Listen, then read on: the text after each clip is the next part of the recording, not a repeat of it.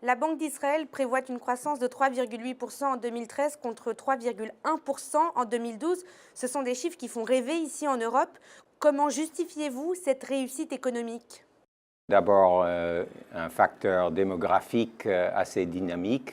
La population de l'Israël croît tendanciellement à un niveau beaucoup plus élevé que dans la plupart des pays, disons, y compris la France, à cause de l'immigration, plus la natalité des femmes israéliennes. Deuxième facteur, c'est ce qu'on appelle en anglais catch-up, c'est-à-dire l'Israël démarre d'un point de départ assez bas en niveau de vie.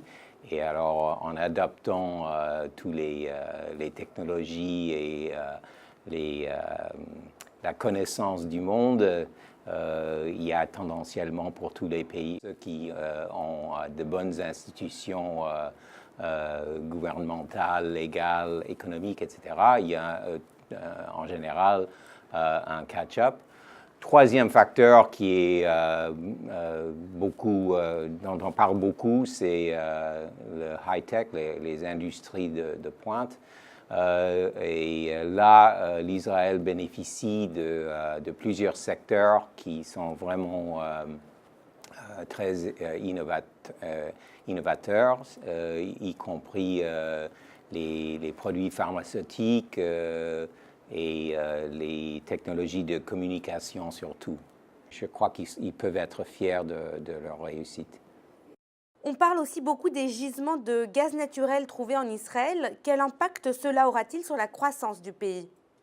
Croissance, ça dépend beaucoup puisque pour le moment, on a bien sûr découvert plusieurs gisements de gaz naturel et il y en a au moins un grand qui a commencé il y a 8 jours, je crois à peu près, à produire. Pour 2013, il y aura un facteur, une hausse de à peu près un point de PIB de l'exploitation nouvelle du gisement qu'on appelle Tamar.